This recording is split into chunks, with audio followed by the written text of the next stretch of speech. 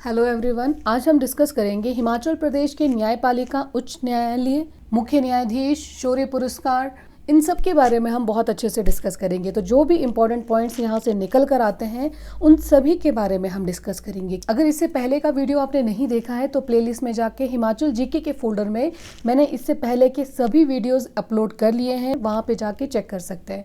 अब हम video start करते हैं।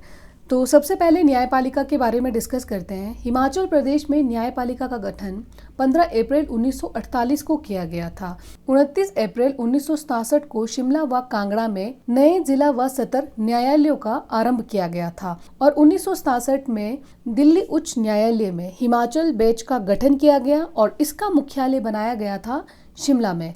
इसके बाद अब हम डिस्कस करते हैं उच्च न्यायालय के बारे में। हिमाचल प्रदेश उच्च न्यायालय की स्थापना 25 फरवरी 1971 में की गई थी और इसके प्रथम मुख्य न्यायाधीश थे न्यायमूर्ति मिर्जा हमीदुल्ला बेग जी। और इसके अलावा एक और बहुत ही इम्पोर्टेंट पॉइंट है कि कांगड़ा के श्री मेहरचंद महाजन हिमाचल प्रदेश के एकमात्र व्यक्ति थे जो सुप्रीम कोर्ट के मुख्य न्यायाधीश भी रह चुके हैं। उन्होंने 1954 ईस्वी में सर्वोच्च न्यायालय में जज बने थे। तो इसके बाद हम नेक्स्ट स्लाइड में जितने भी मुख्य न्यायाधीश रह चुके हैं उनके बारे में डिस्कस करेंगे। इस स्लाइड में मैंने जितने भी मुख्य न्यायाधीश थे वो सभी इनके अपॉइंटमेंट डेट के साथ डाल दिया है। अगर आप ये वीडियो 2 या 3 बार देखोगे तो जो मुख्य न्यायाधीश को लेकर जो कंफ्यूजन रहता है वो क्लियर हो जाएगा। तो जैसे कि मैंने पीछे स्लाइड में बताया कि मिर्जा हमीदुल्ला बेग हिमाचल प्रदेश उच्च न्यायालय के प्रथम मुख्य न्यायाधीश थे और इनका जो कार्यकाल का समय था वो था 25 जनवरी 1971 से लेकर 9 दिसंबर 1971 तक। तो ये इस टाइम पे इन्होंने अपना कार्यभार संभाला था। और उसके बाद अब हम बात करेंगे श्री जे.एन. बनर्जी के बारे में। श्री जे.एन. बनर्जी जिनका कार्यकाल का समय था 1948 से लेकर 1956 तक। श्री जे.एन. बनर्जी जी प्रथम न्यायिक आयुक्त थे। तो उसके ये तो थे प्रथम न्यायिक आयुक्त। उसके बाद ओम प्रकाश जिनका कार्यकाल था 1963 से लेकर 1967 तक। ये हिमाचल प्रदेश के अंतिम न्यायिक आयुक्त थे।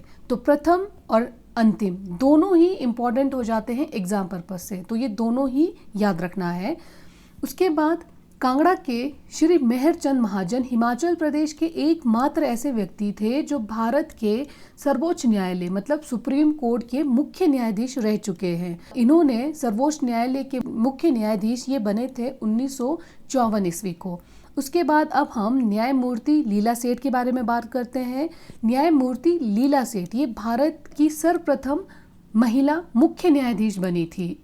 इनको 5 अगस्त 1991 को इन्होंने हिमाचल प्रदेश उच्च न्यायालय का मुख्य न्यायाधीश का कार्यभार संभाला था। उसके बाद है न्यायमूर्ति भवानी सिंह, ये प्रदेश उच्च न्यायालय के प्रथम न्यायाधीश थे। अब यहीं पे देख लीजिए न्यायमूर्ति भवानी सिंह और मिर्जा हमीदुल्ला बेग। तो न्यायमूर्ति भवानी सिंह ये थे हिमाचल प्रदेश उच्च न्यायालय के प्रथम न्यायाधीश, मतलब ये पहले जज थे, ठीक है। और मिर्जा हमीदुल्ला बेग जी हिमाचल प्रदेश उच्च न्यायालय के प्रथम मुख्य न्यायाधीश थे, चीफ जस्टिस थे मतलब।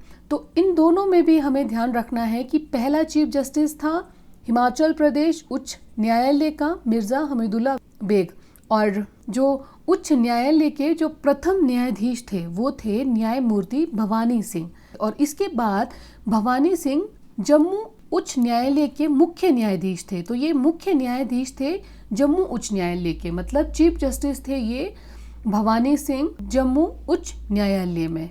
नेक्स्ट बात करते हैं हिमाचल प्रदेश उच्च न्यायालय के जो दूसरे मुख्य न्यायाधीश थे उनका नाम है R.S. पाठक। और इनके बारे में एक और बहुत ही इम्पोर्टेंट पॉइंट है, ये सबसे अधिक समय तक हिमाचल प्रदेश उच्च न्यायालय के मुख्य न्यायाधीश रहे हैं। तो इनका कार्यकाल का जो समय था 18 मार्च 1972 से लेकर 19 फरवरी 1978 तक इनका कार्यकाल का समय था।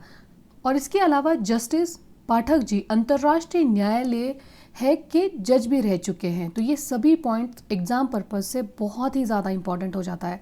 उसके बाद लास्ट है न्यायमूर्ति शशिकांत सेठ। ये सबसे कम अवधि तक उच्च न्यायालय के मुख्य न्यायाधीश के तौर पर इन्होंने कार्यभार संभाला है, सिर्फ 7 दिनों तक। तो ये सभी पॉइंट्स थे मुख्य न्यायाधीश के बारे में। अब हम नेक्स्ट स्लाइड में पुरस्कार के बारे में डिस्कस करते हैं। हिमाचल प्रदेश के सैनिकों को वैसे तो बहुत सारे अवार्ड्स मिल चुके हैं, पर कुछ इंपॉर्टेंट अवार्ड है उनके बारे में हम डिस्कस करते हैं, जो एग्जाम में कई बार सेपरेटली क्वेश्चन यहाँ से पूछे जाते हैं। तो हिमाचल प्रदेश के सैनिकों के पास 2 विक्टोरिया क्रॉस अवार्ड है, 4 परमवीर चक्र है, 1 अशोक चक्र है, 15 महावीर चक्र है और 70 वीर चक्र शामिल है। तो इन सभी अवार्ड्स को हम 1 बाय 1 डिस्कस करते हैं। सबसे पहले बात करते हैं विक्टोरिया क्रॉस विजेता के बारे में। विक्टोरिया क्रॉस विजेता स्वर्गीय जमादार लाला राम, ये हिमाचल प्रदेश के प्रथम विक्टोरिया क्रॉस विजेता हैं। ये हमीरपुर जिले के भोरंज गांव से संबंध रखते हैं। इन्हें ये अवार्ड प्रथम विश्व युद्ध के दौरान अपने पराक्रम के लिए उन्हें ये पुरस्कार दिया गया था। उसके बाद दूसरे नंबर पे हैं मेजर जनरल भंडारी राम। ये हिमाचल प्रदेश के बिलासपुर के घुमारवी गांव से संबंध रखते हैं। तो ये दोनों याद रखना है, इन दोनों पर्सन को बहुत इंपॉर्टेंट हो जाते हैं। तो ये दोनों पर्सन हिमाचल प्रदेश के विक्टोरिया क्रॉस विजेता है। उसके बाद नेक्स्ट है परमवीर चक्र। तो कांगड़ा के मेजर सोमनाथ शर्मा को भारत के प्रथम परमवीर चक्र विजेता रहे हैं। उन्हें ये पुरस्कार मरणोपरांत दिया गया। और उसके बाद नेक्स्ट है सोमनाथ शर्मा। सोमनाथ शर्मा कमाऊ रेजिमेंट से संबंध रखते थे। उन्हें ये पुरस्कार 3 नवंबर 1947 को कश्मीर ऑपरेशन के दौरान श्रीनगर शहर तथा हवाई अड्डे को पाकिस्तानी आक्रमण से बचाने के लिए अपना बलिदान इन्होंने दिया था। उसके बाद नेक्स्ट है captain Dhan Singh Thapa. Captain Dhan Singh Thapa Gorkha rifle से संबंध रखते थे। ये शिमला जिले से संबंध रखते थे और वे जीवित परमवीर चक्र विजेता हैं। उसके बाद 1999 में कारगिल युद्ध के दौरान अदम्य शौर्य दिखाने के लिए कांगड़ा के कैप्टन विक्रम बत्रा तथा बिलासपुर के राइफलमैन संजय कुमार को परमवीर पुरस्कार से सम्मानित किया गया है। तो कैप्टन विक्रम बत्रा को ये पुरस्कार मरणोपरांत मिला है। उसके बाद नेक्स्ट अब हम बात करते हैं महावीर चक्र के बारे में। महावीर चक्र हिमाचल प्रदेश के कांगड़ा जिले के लेफ्टिनेंट कर्नल कमान सिंह को प्राप्त हुआ है। ये हिमाचल प्रदेश के पहले महावीर चक्र विजेता है। और उसके बाद है कमान सिंह। इन्हें ये पुरस्कार मई 1948 में दिखाई गई बहादुरी के लिए प्रदान किया गया। उसके बाद वीर चक्र की बात करते हैं। वीर चक्र लाहौल स्पीति के हवलदार तोपके को वीर चक्र से सम्मानित किया गया है। ये हिमाचल प्रदेश के पहले वीर चक्र विजेता हैं। उन्हें ये पुरस्कार जुलाई 1948 में दिखाए गए उनके अदम्य साहस के लिए दिया गया। उसके बाद है परम विशिष्ट सेवा पदक। कांगड़ा के VN शर्मा, ये एकमात्र हिमाचली है जो भारत के थल सेना अध्यक्ष रहे हैं। भारत के थल सेना अध्यक्ष के रूप में इन्होंने 1988 से 1990 तक कार्यरत थे और इन्हें परम विशिष्ट सेवा पदक से भी सम्मानित किया गया है। उन्हें ये पदक दिया गया है 1977 ईस्वी को। इसके बाद कुछ और इम्पोर्टेंट पॉइंट्स देख लेते हैं। कांगड़ा जिले के ड्रो में हिमाचल प्रदेश पुलिस का ट्रेनिंग सेंटर मतलब परीक्षण विश्वविद्यालय स्थित है। तो ये एट प्रेजेंट टाइम पे कांगड़ा के ड्रो में है। तो उससे पहले ये शिमला जिले के जुगा में स्थित था और 1994 में इसे ड्रो शिफ्ट कर दिया गया था। और सबाथू में गोरखा सिपाहियों का ट्रेनिंग सेंटर है जो आज भी चल रहा है। उसके बाद हिमाचल प्रदेश के पहले DGP थे श्री SR चौधरी जी। उसके बाद श्री गंगवीर सिंह राष्ट्रपति पुलिस पदक जीतने वाले हिमाचल प्रदेश के पहले हिमाचली DGP हैं। उन्हें ये पुरस्कार 15 अगस्त 1984 को प्राप्त हुआ था। जिला किन्नौर के ओम प्रकाश राठौर, ये एक IPS ऑफिसर हैं। इन्हें संयुक्त राष्ट्र संघ के महासचिव पुलिस सलाहकार रहने का अवसर भी प्राप्त हुआ है। वे ये पद प्राप्त करने वाले पहले एशियाई व्यक्ति हैं। उसके बाद नेक्स्ट है विक्ट्री टनल। हिमाचल प्रदेश के शिमला में स्थित है। इसका निर्माण 1945 ईस्वी को किया गया था और ये सुरंग द्वितीय विश्व युद्ध के विजय की याद में इसको बनाया गया था। उसके बाद है NCC। बिलासपुर में नौसेना राष्ट्रीय कैडल कलर्स मतलब NCC की शाखा है। इसकी स्थापना 1963 में की गई थी। ये हिमाचल में एकमात्र शाखा है नेवी का। इसके बाद अब हम डिस्कस करेंगे हिमाचल प्रदेश राज्य फॉरेंसिक के बारे में। हिमाचल प्रदेश राज्य फॉरेंसिक लैब स्थित है जुगा में और इसकी स्थापना की गई थी 1988 ईस्वी को और इसके प्रथम पहले निर्देशक थे श्री BR शर्मा जी। उसके बाद अब हम बात करते हैं military school. Military school Himachal Pradesh के सोलन जिले के चायल में स्थित है। इसके बाद हम हिमाचल प्रदेश के लोकायुक्त के बारे में बात कर लेते हैं। जून 1983 ईस्वी को हिमाचल प्रदेश लोकायुक्त विधेयक पारित किया गया था, जिसमें न्यायमूर्ति टीवीआर टाटाचारी हिमाचल प्रदेश के प्रथम लोकायुक्त बने थे। उन्होंने 1983 ईस्वी से 1988 ईस्वी तक इस पद पर कार्य किया और लोकायुक्त का जो कार्यकाल होता है वो 5 वर्षों के लिए होता है। उसके बाद हिमाचल प्रदेश लोक सेवा आयोग की बात करते हैं। हिमाचल प्रदेश लोक सेवा आयोग का गठन 1971 ईस्वी में किया गया था और इस आयोग का कार्यालय स्थित है निगम विहार शिमला में।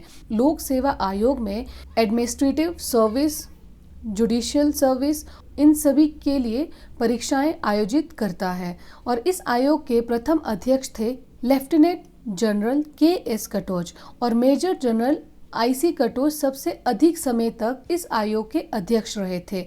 तो ये नाम भी सेम है, तो हमें ये ध्यान रखना है कि हिमाचल प्रदेश लोक सेवा आयोग, जिसे हम HPPSC बोलते हैं, तो इसके प्रथम अध्यक्ष का नाम है लेफ्टिनेंट जनरल के.एस. कटोच और इसके अलावा जो सबसे लंबे समय तक HPPSC के आयोग के अध्यक्ष रहे हैं उनका नाम है जनरल I.C. कटोच। उसके बाद कुमारी बिमला भगत सबसे कम अवधि तक HPPSC आयोग के अध्यक्ष पद पर रही और ये एकमात्र महिला अध्यक्ष भी हैं।